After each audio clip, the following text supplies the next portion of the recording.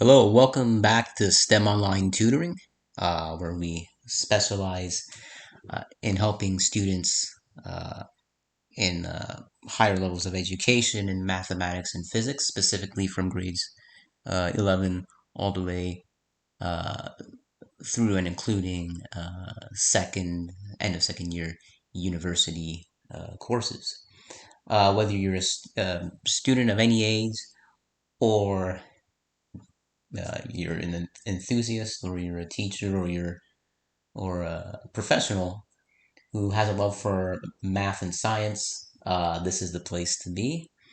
And it's the place to be for more than one reason, is because of the fact that we emphasize a very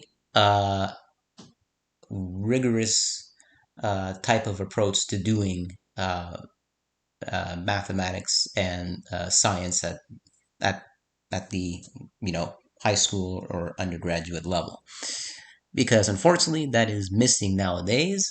And I feel like we should uh, actually teach people the way math and science should actually be done, not spoon fed like the way it is in high school.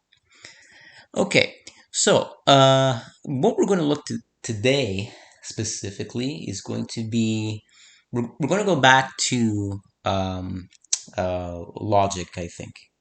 Okay, I have to keep going back to it for some obvious reasons, because I'm going to make down the road a bit more, maybe a bit more complicated math videos, and those will incorporate certain proof techniques. Okay, and if you don't know or don't understand proof techniques, you're going to get completely lost when it comes to doing maybe you know linear algebra or analysis. Okay, these will get the introductory levels, by the way. They won't be like uh, a year 3 or 4 analysis, but yeah, they'll be introductory levels. But even for the introductory levels, you need to understand the baselines of how logic works. Okay, so we're going to go back to we're going to go back to logic slash discrete mathematics. Okay, all right. So today we're going to talk about proof techniques. Okay, so we're going to look at a specific problem. Okay, and the problems is the following. The problem states that prove that if a number 3, right, so 3 in this case, divides n squared, okay, so n is a variable, then 3 divides n, okay. Now, this problem is appropriate for those of you who are in either in a very enriched AP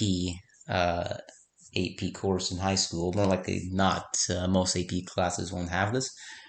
Or you're in first year university slash college taking discrete mathematics. Right? Discrete mathematics is for computer science and math majors and philosophy majors, right? Because that's where logic is used most is in mathematics, philosophy, and computer science. Okay, and even no, even economics too. It's used in those areas. So that's another reason why I want to bring this up, because it's knowing how to prove things in logic is very handy for a lot of areas. Okay, so we want to prove that if 3 divides n squared, then 3 divides n. Okay, so you, for those of you, you must have seen at least uh, one of these, like what type of proof technique, different types of proof techniques in your classes slash courses. So you should be familiar what type of proof technique this is, right? Take a moment to think about it. I'll give you a hint. It's not going to be proof, a direct proof. It can't be a direct proof, right? It's proof by a contrapositive. I'm going to explain why, right? The only time you're going to use a direct proof when you need to prove something is if all the everything in the statement has known definitions. Okay, all right. So what I mean by that is, like, we know that what the definition of A divides B is. Okay, A divides B, you should know that theorem. That theorem states that if A divides B, then there exists a C such that B equals A times C. Okay, you should be familiar with that. That's just a divisibility theorem, one of the divisibility theorems. Okay, all right. So in this case, we want to prove that we have some number divided by n squared. Then it implies that 3 is divisible by n. So here we need to use a contrapositive because we don't know exactly how to approach this. So we're going to use contrapositive. I wrote the theorem down to make sure you remember it. Okay. Make sure you integrate this theorem in your minds because it's very important. Okay, so it states that proof by contrapositive if any proof or any statement, any statement that you want to prove is always written in the following. Okay, not just in mathematics, but in anything, even in real life, you can say too. Maybe not as formal, but every sentence would start off with this. So if you have some statement P, then statement Q has to be true. Okay, that's how a statement works. Okay, however, though, we're using proof by contrapositive on the statement. Okay, so if I do a contrapositive on the statement that I have, if statement P is true, then Q is true, right? The contrapositive becomes I negate Q. We've talked about negations before. That just switches it. Okay, negation of Q implies negation of P. Okay, what this is saying is that if the contrapositive is true, then the original statement has to be true then. Okay, it automatically has to be. Okay, so that's why a contrapositive work. That's why we have a contrapositive proof. Okay, so how are we going to go about proving the following statements? Now, this can be. It looks like it can be solved very fast. Don't get me wrong; it's straightforward, but it's not as fast as you think it is. Right? It's going to take a bit of effort to do this. Okay, so remember what my approach is to solving any math or physics problem. In this case, there won't be any diagrams. There's no diagrams whatsoever here. There's no visual annotations that we need to conduct. So we'll go directly into the logic. Okay, so here is the proof. So first, I'm going to make an outline of the proof. Okay, so proof outline.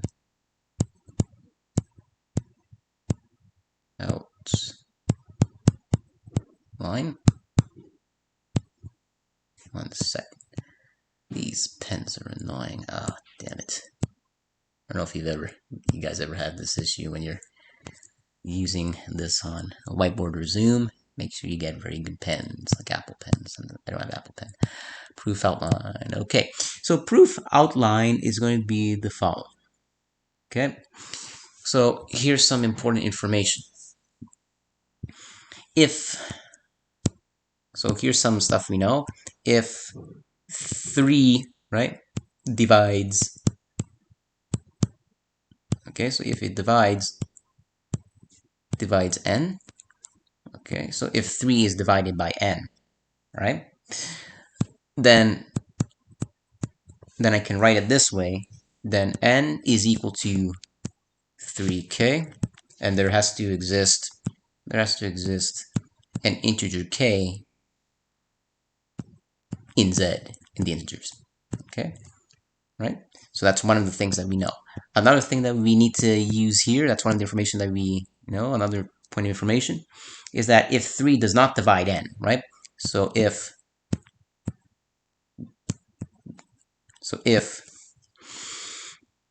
right? So if, because we're going to use a contrapositive, right? Then we know that part of it's going to involve 3 not dividing n, right? So we need to know some important information about 3 not dividing n, okay? So if 3 does not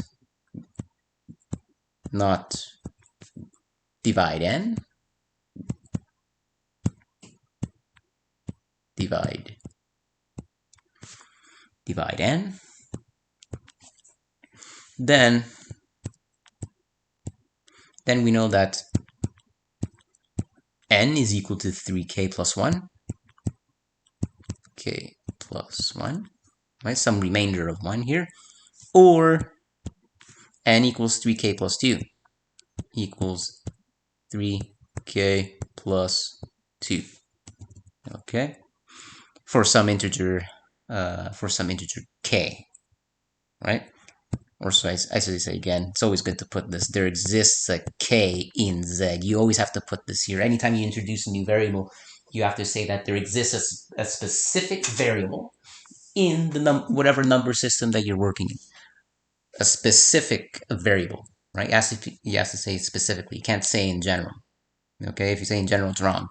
All right. So, yeah. So we have all this information. Okay. And we're going to use proof by contrapositive, right? So how to solve this, right? So how to solve,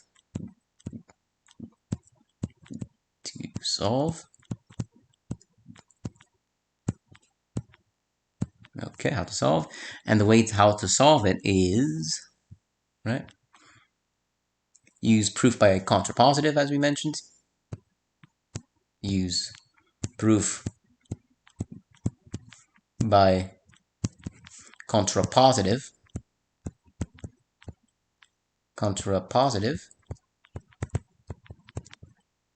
positive. And what we're going to do is assume that 3 does not divide n, and show, right? So and show 3 does not divide. This means does not, right? The diagonal does not divide n, right? Yields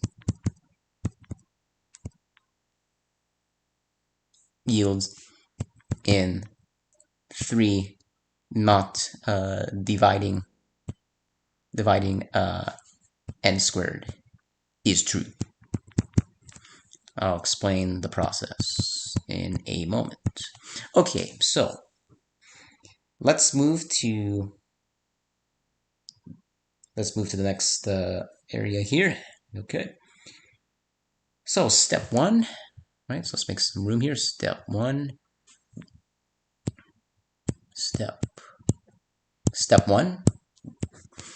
Okay, so step 1 is assume 3 does not divide n. So assume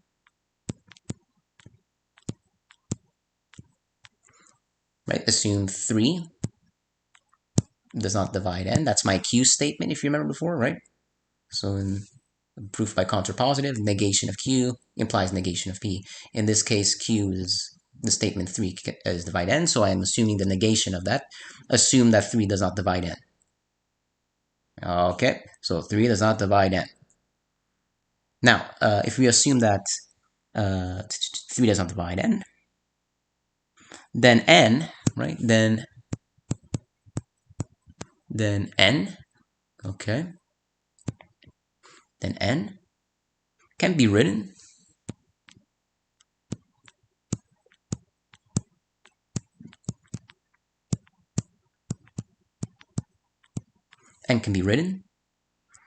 as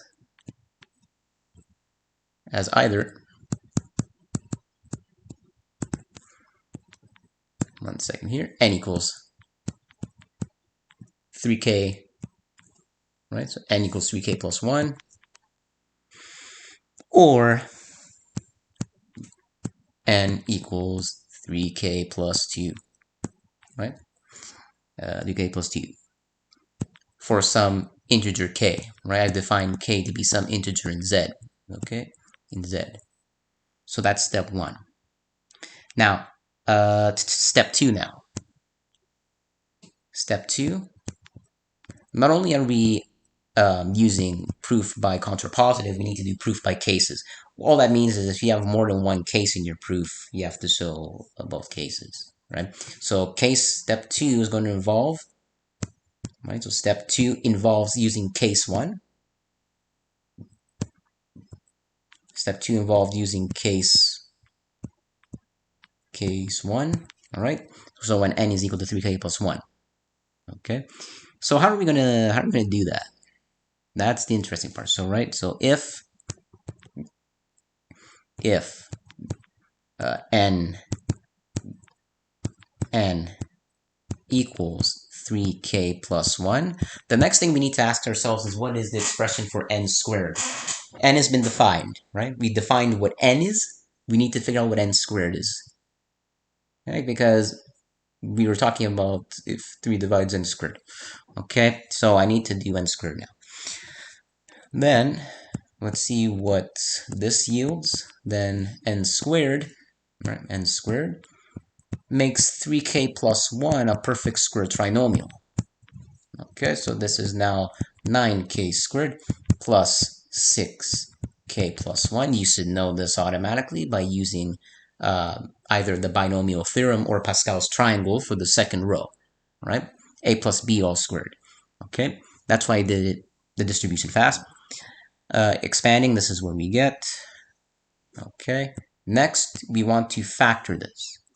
Okay, so we're going to factor it. So this now yields that n squared, and we're going to partial factor. I'm going to explain why. Get out the partial factor of 3, because you'll notice that this part here is the greatest common factor of 3, multiplied by k squared, 3k squared, sorry, because 3 by 3k squared is 9k squared, plus 2k plus 1. Okay? Now, this part here can be represented as some integer. Right? So I'm going to call it L, doesn't matter. Let L equal to 3k squared plus 2k be a distinct integer. I'm using the word distinct because if I don't say distinct, this is going to lead to complications, right? So let L be a distinct integer, right? That's not the same as the integer k, right? All right, a distinct integer such that, right?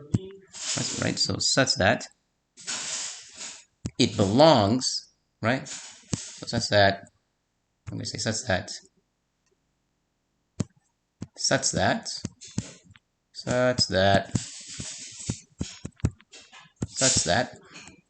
L, there exists an L, right? The specific L that belongs to Z. Okay, so now we have a new integer, L. Okay, where L is defined to be inside the factor of 3k squared plus 2k. All right.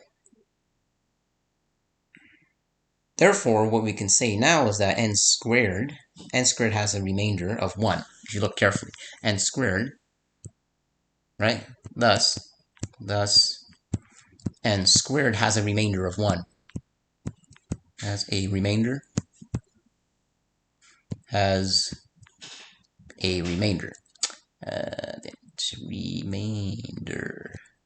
remainder of 1, remainder of 1, right? Has a remainder of 1 when divided by 3. Divided by 3. Okay. Thus 3, therefore, we can say that 3 does not divide n squared. 3 does not divide n squared, right? Okay, so that's straightforward. Okay, all right, so next is to do step 3. Same type of process. Now we're doing it for case number 2, okay, because there's 2 cases, n equal to 3k plus 1 and n equals 3k plus 2. When we had case 2, it's good to be organized when you're doing these proofs, by the way. Case 2 now. So we're going to look at, yes, if n is case 2, where n is equal to 3k plus 2. Okay, so 3k plus 2. Then I can say that n, let me put over here, figure out what n squared is, express for n squared. N squared is going to be equivalent to 3k plus 2, all to the exponent 2. This is going to be a perfect square trinomial. Okay, 3k plus 2 squared. Therefore, expanding out this trinomial will yield 9k squared. Let's see here.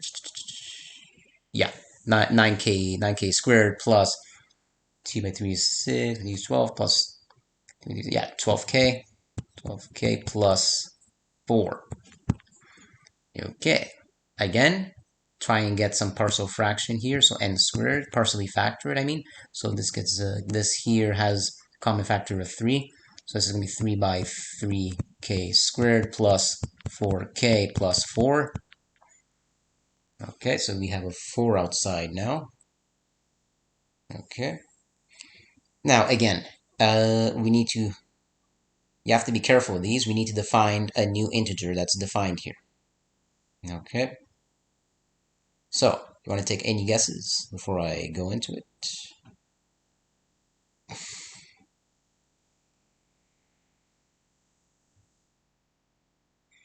Oh, I just noticed something. I made a mistake. Yes. Okay, let's not partially factor yet. There's a slight mistake here. This can be rewritten because we want it to be rewritten in one of the forms, either n equals 3k plus 1 or n equals 3k plus 2. Right now, if I had that and I defined a separate integer, let's say, let me think, m, for instance, then there would have been a remainder of 4, and that wouldn't make any sense because none of our cases would require a remainder of 4. So rewrite this as something. Okay, I'm going to keep maybe 4 here. Yep. So this is now going to be 9k squared plus 12k plus 3 plus 1, because 3 plus 1 is equivalent to 4, so I can rewrite it that way. Making room over here now. I need more room. I'm running out of room. One sec. Be patient with me whilst I erase this guy here. Yep, a lot of erasing. That's math for you. Okay, so let's see. Okay, so we have all this. Partially factor the next part. So we're going to have n squared. Let's move it over here. N squared is equal to n squared is equal to 3, right? 3 by 3k squared plus 4k plus 1, right? And then plus 1 again. Okay. Therefore, let's let, because this is going to be a new integer, right? Because it's going to be a new integer because we have a multiple of 3 multiplied by some integer m, right? Let's call it m, for instance. So let m, little m, equal 3k squared plus 4k plus 1 be a distinct integer, right? Distinct again from L and k, right? Distinct integer, right? So let this equal to that. Then there exists an integer m belonging to z, such that, I should be saying such that there exists an integer m belonging to z, right? Automatically has to be. Okay. And since we have 3k squared plus 4k plus 1 equaling m being an integer, you'll notice that thus n squared, right? N squared has a remainder, has a remainder of 1, remainder of 1, okay? Again, has a remainder of 1 when divided by 3, divided by 3, thus 3 does not divide n squared, right? Thus 3 does not divide n squared. Okay, so what this means that we've practically proved it, right? And this will conclude the proof because we've shown that, right? So QED,